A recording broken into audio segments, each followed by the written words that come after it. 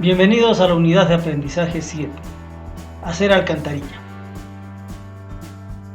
Nosotros previamente hemos tenido conocimientos de medir y marcar, limpiar el terreno, excavar o rellenar, colocar cama de asiento. Ahora vamos a tratar cómo instalar una alcantarilla. Las alcantarillas son conductos de drenaje de longitud corta, destinados a evacuar el agua pluvial de los tramos conexos a las vías. Estos elementos son colocados de forma transversal a la vía y tienen algunos elementos que nos permiten captar y evacuar el agua pluvial. Las alcantarillas por lo general tienen luces menores a 6 metros, permitiendo la evacuación rápida del flujo de agua pluvial. La ubicación de las alcantarillas se define considerando la concentración de flujos de agua a lo largo de la vía según los cursos que se puedan encontrar y posibilita la evacuación en una zona adecuada a la salida de la alcantarilla. ¿Qué secciones tienen las alcantarillas? Las alcantarillas normalmente pueden ser de sección circular, elíptica, tipo arco, rectangular o bóveda. Sus materiales pueden ser de acero galvanizado, TMC, concreto armado, concreto prefabricado, HDPE. Una de sus características es que resisten grandes rellenos y las presiones que van por encima de su techo o la clave. Es así que pueden circular por encima vehículos pesados. ¿Qué partes tiene la alcantarilla?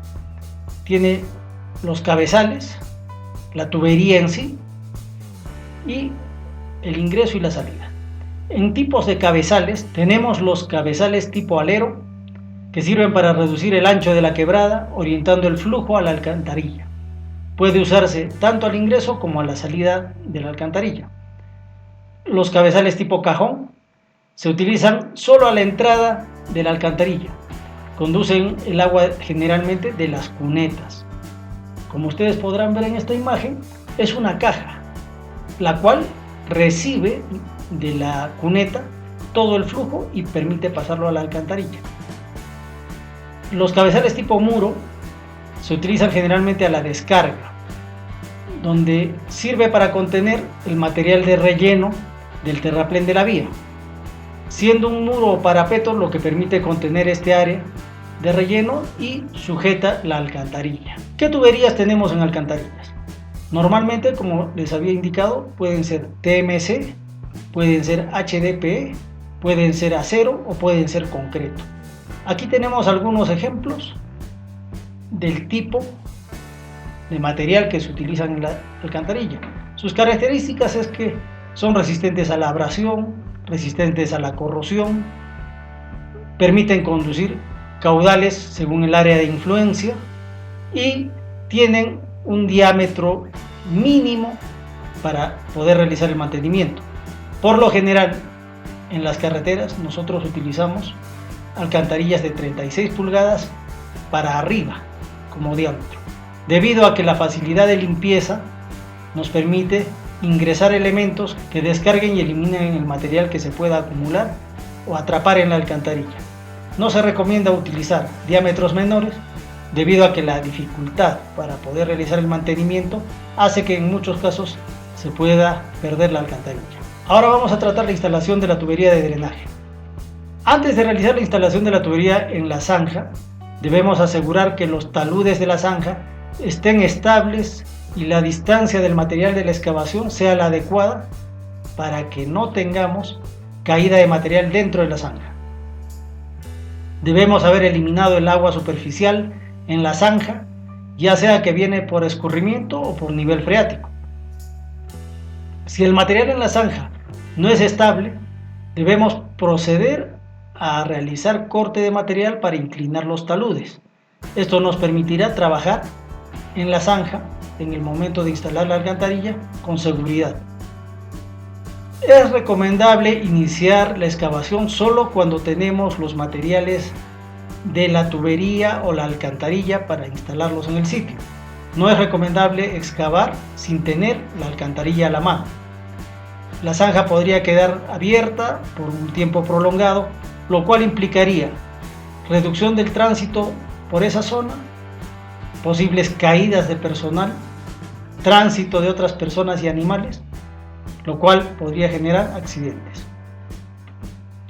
El ancho de la zanja debe ser lo suficientemente grande para poder acomodar adecuadamente la tubería y colocar el relleno confinante compactado. La cama de apoyo de la tubería es de mucha importancia. Se debe asegurar que toda la tubería apoye sobre la base y compactar los lados adecuadamente. De esta manera evitaremos que la tubería sufra deformaciones y desalinearse. No se debe colocar la tubería sobre piedras o rocas. Esto debido a que el elemento impacta en la tubería y puede causar deformaciones, corrosiones o perforaciones, con lo cual la alcantarilla perderá el objetivo que tenemos parcialmente. Los flujos de agua deben ser controlados en la zanja. El armado de la alcantarilla TMC se realiza de forma secuencial. Para ello se debe asegurar los pernos y tuercas en las costuras de la tubería corrugada de manera secuencial. La colocación se realiza primero solo con unos pernos de ubicación de las tuberías. Una vez que hemos colocado y ensamblado algunos cuerpos, comenzamos a darle la forma circular o la forma que pueda tener la tubería, y una vez que hemos armado un tramo, empezamos a ajustar los pernos y a colocar todos los pernos. No es recomendable colocar el perno y ajustarlo directamente. Como les indico, primero debemos ir armando los cuerpos con algunos pernos que los va fijando y orientando. Es muy importante que cuando armemos la tubería tengamos cuidado de no forzar el encaje de los pernos en el tubo. Además, cuando ya hemos encajado los pernos, asegurarnos que las planchas unas con otras estén bien traslapadas y se aseguren herméticamente. Evitemos arrastrar los tubos debido a que se producen daños tanto en el revestimiento como en los pernos. La longitud de la tubería debe considerar la distancia inclinada en la zanja, no la distancia horizontal del plano, debido a que nosotros tenemos una pendiente por donde capta y por donde sale el agua. Entonces la longitud debe ser mayor. En caso de las tuberías PVC y HDPE, se debe realizar los embones necesarios o las coplas, asegurando la hermeticidad de los mismos. Los sistemas de empaque pueden ser de una pieza o dos piezas, dependiendo del diámetro de las tuberías. Una vez que tengamos armada la tubería, se recomienda que para el izaje se utilicen eslingas o cables en el perímetro. Se levanta también en algunos casos usando pernos de argolla. Como ustedes pueden ver aquí, los pernos tienen una argolla en la cual se va a fijar los cables del anclaje. Los puntos de levantamiento se encuentran generalmente en los puntos 1/4 y 3/4 de la tubería. O sea, estamos hablando de los cuartos extremos. Esto evita que la tubería pueda cabecear o tomar otra dirección en el momento de ser izada. Para el izaje también debemos tener en cuenta que el personal debe ser capacitado y utilice muchas veces la ayuda de vientos para poder dirigir la alcantarilla en el momento de su colocación en la zanja. Cuando se emplee más puntos de levantamiento, debemos tener en cuenta la equidistancia y el equilibrio entre ellos, de manera tal que la tubería sea maniobrable y permanezca, por lo general, de forma horizontal. El proceso de izaje debe tener personal calificado. para la colocación del tubo en la zanja. No debe pasar por debajo. El proceso de izaje deberá tener personal calificado. Para colocar el tubo en la zanja, debemos asegurarnos que no deba pasar el elemento por debajo de ninguna persona. Asimismo, en la zanja no debemos tener personas hasta el momento en que la tubería sea colocada. Una vez en la zanja, la tubería debe ser fijada en el alineamiento y los niveles según el detalle del plano. Se debe verificar la pendiente y el correcto sentido de la colocación de las tuberías, considerando el flujo de agua proyectado. Se puede dar el caso que en el caso de las alcantarillas TMC que vienen armadas en un sentido, pongamos el armado de la tubería en sentido contrario al flujo de agua. Esto implicaría que haya filtraciones y se pierda una gran cantidad de agua que estamos deseando captar. Es por eso que antes de instalar y de colocar la tubería en la zanja, se verifique cuál es el sentido del armado de la alcantarilla. Como indicamos antes, se debe asentar la tubería en la cama de apoyo y se procede a compactar los costados de la tubería para evitar los movimientos en el proceso de relleno. Entonces, una vez fijo, podemos proceder a rellenar la zanja en ambos costados. El material clasificado debe ser compactado por capas e ir subiendo en niveles de 15 centímetros. Para eso se utiliza plancha compactadora o pisón. El relleno sobre la parte alta de la alcantarilla debe ser mayor a 60 centímetros. Por eso, antes de colocar la tubería es necesario también realizar el control topográfico. Una vez concluido el relleno en la parte alta y los costados, se procederá a construir los cabezales de ingreso y de salida. Sobre este relleno se coloca posteriormente la base del pavimento y toda la estructura del pavimento para el tránsito en la vía. Los cabezales de ingreso y salida se ejecutarán de acuerdo a los planos.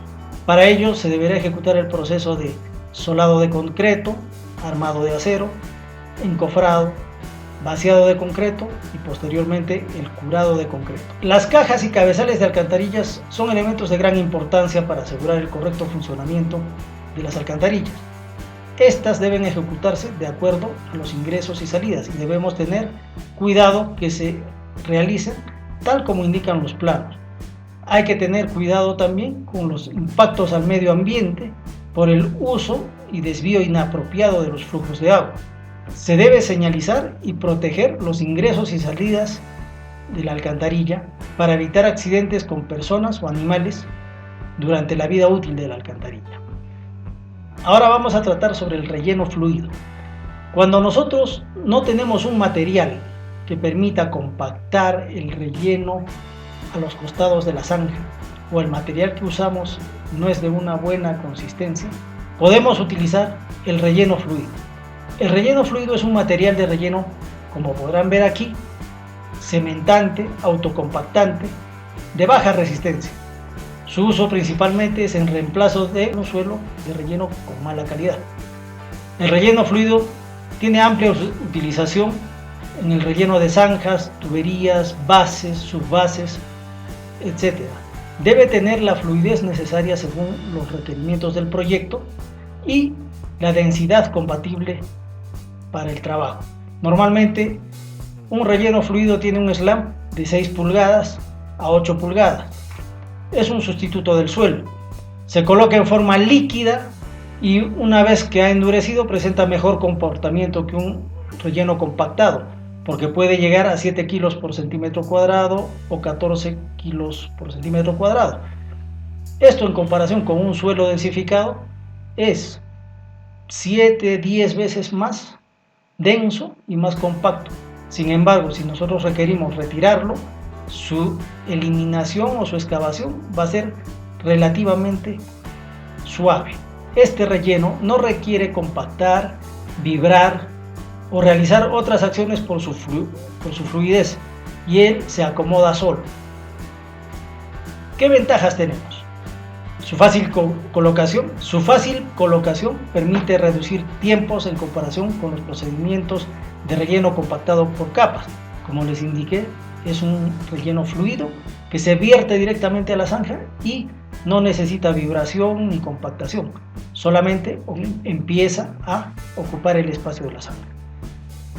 No necesitará compactación, no necesitará un curado como las obras de concreto simple o armado. Es fácil de bombear porque es muy fluido, es fácil también de excavar, no tienes limitaciones en cuanto al espesor de relleno, no es necesario hacer controles de densidad de campo, es autonivelante y se puede esparcir longitudinalmente. ¿Qué diferencias hay entre relleno fluido, suelo cemento y concreto normal? El relleno fluido es un producto autonivelante diseñado para el relleno de cavidades, zanjas y otra conformación de bases de sustitución de suelos granulares y arcillosos. El suelo cemento es el uso del cemento mezclado con el suelo para mejorar las capas de soporte del suelo. Se prepara en campo, no tiene fluidez y requiere de compactación. El concreto normal es usado para todo tipo de estructuras, ya sea de concreto simple, concreto armado, concreto ciclópeo. Tiene resistencias mayores en comparación con el relleno fluido y con el suelo cemento, y su uso generalmente es estructural. ¿Cómo colocamos el relleno fluido? Normalmente el relleno fluido se coloca con equipos de mezclado en zanjas u otras estructuras que requieren los rellenos. Es necesario contar con un personal mínimo para poder simplemente dirigir el fluido a donde queremos nivelarlo. Se debe considerar que las zanjas estén limpias, no haya derrumbes o otro material suelto que pueda generar deficiencias en la colocación. El relleno se coloca de manera secuencial, en sentido contrario a la pendiente de la zanja, para evitar la acumulación en las partes más bajas. Se irá subiendo con el relleno en capas de 15 centímetros y vamos llegando hasta la parte final del relleno por capas. Se realiza un acabado simple al final, simplemente se puede rotachar o nivelar y colocar una manta o material que proteja este relleno por 24 horas. Luego de 24 horas podremos tener ya la zanja rellena con este material fluido que puede permitir ya el funcionamiento. ¿Qué debemos tener en cuenta en cuanto a seguridad al instalar la alcantarilla? Se puede producir cortes y golpes por procedimientos inadecuados en el armado de la alcantarilla. Normalmente, cuando tiene cuerpos, estas alcantarillas debemos hacerlas calzar con los pernos, con la ayuda de algunas herramientas. El uso inadecuado de la herramienta podría generar que tengamos cortes o golpes. La proyección de esquirlas durante el corte de las alcantarillas con el equipo eléctrico también es otro riesgo que se presenta permanentemente. El volteo de equipos e impacto a personas y equipos por procedimientos de izaje inadecuado de la alcantarilla. Todo el personal que participe en el izaje debe ser personal capacitado y que guarde las distancias para evitar cualquier incidente o accidente con las alcantarillas. Los derrumbes en las zanjas, el personal sepultado, el atrapamiento por material suelto en la zanja durante la instalación de la tubería son otro de los riesgos que se pueden identificar. Por tanto, debemos tener el uso adecuado de implementos de seguridad para el armado de las alcantarillas. El personal debe tener herramientas y equipos normalizados y debe estar capacitado para armar la alcantarilla. Las zonas de armado de la alcantarilla deben estar libres de obstáculos, señalizadas y aisladas de personal que no realice esta actividad. Debemos colocar balizas en las zonas de circulación del personal donde exista riesgo de caída en altura. Esto básicamente es en las zonas que circundan, en las zonas perimétricas de la zanja. El personal debe estar capacitado para el izaje y también debe contar con los implementos necesarios como son cables, eslingas, vientos y todos los EPPs necesarios para realizar la actividad de izaje. No debemos permanecer en la zanja durante el procedimiento de izaje y la colocación de la tubería. Esto debido a que podríamos tener accidentes graves por impacto, caída de la alcantarilla o golpes al momento de bajarla. Bien, ahora vamos a tratar sobre fijar al terreno la geomanta o biomanta. Cuando nosotros hemos concluido con las instalaciones de los elementos como la alcantarilla u otros que vengan en taludes, por lo general nosotros necesitamos cubrir con una cobertura de material orgánico para revegetar las zonas que hemos impactado. Por tanto, debemos hacer una nivelación del terreno, que es un procedimiento en el cual removemos el terreno superficial, quitamos piedras grandes, raíces, escombros, cualquier maderamen que hayamos utilizado durante el proceso de trabajos en el talud, y debemos nivelarlo para tener una superficie de tendido pareja y compacta. Como podrán ver aquí, tenemos las biomantas, ¿sí? O las geomantas. El talud debe estar ya con el grado de inclinación del diseño, libre de todo y nivelado. Luego de eso podemos anclar la biomanta o la geomanta en la parte superior del talud. Ese anclaje se hace en una zanja, que normalmente puede ser de 25 por 25, y se fija allí la geomanta. Una vez que se ha fijado a distancias de 50 centímetros, ya sea con material o con algún tipo de anclaje, podemos desenrollar la geomanta hacia el talud. Una vez extendida la biomanta, debemos nosotros fijarla con los bastones, que son elementos pequeños que permiten clavarlos en la tierra y fijar la biomanta a distancias de 1 a 3 metros, según el tipo de terreno y las condiciones de estiramiento de la biomanta. Los traslapes son importantes en este caso. Nosotros tenemos que traslapar por lo menos 10 centímetros como mínimo en el sentido vertical entre rollos, de manera que no queden espacios vacíos. En el sentido horizontal, los traslapes deben ser de 50 centímetros.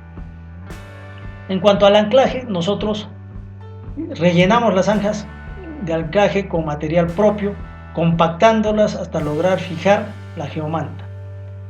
Una vez que esté fijada la geomanta, se puede realizar la colocación del material orgánico y la siembra de semillas en el talud. El objetivo de colocar esta biomanta es permitir que se enraíce las semillas, no se pierda el material orgánico y de esta manera podamos tratar de reconstituir lo que originalmente teníamos como terreno natural.